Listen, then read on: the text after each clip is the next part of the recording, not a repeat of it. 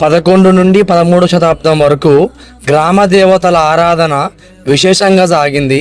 ముఖ్యంగా కాకతీయ కాలంలో తెలుగు చోళులు, పశ్చిమ చాళుక్యులు వీళ్ళ కాలంలో గ్రామ దేవతలైన గంగమ్మ తల్లిని ఎక్కువగా కొలిచేవారు.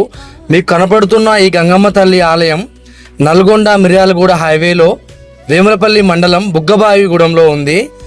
13వ శతాబ్దంలో కాకతీయులు ఎంతో ఇష్టంగా ఆరాధించే గ్రామ దేవతే ఈ గంగమ్మ తల్లి దేవాలయము.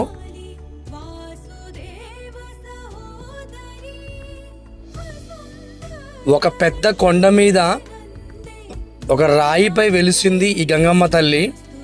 చుట్టూ పొలాల మధ్య పచ్చని ప్రకృతి మధ్య ఎంతో ఆహ్లాదకరంగా ఎంతో అద్భుతంగా ఉంది ఈ గంగమ్మ తల్లి ఆలయం.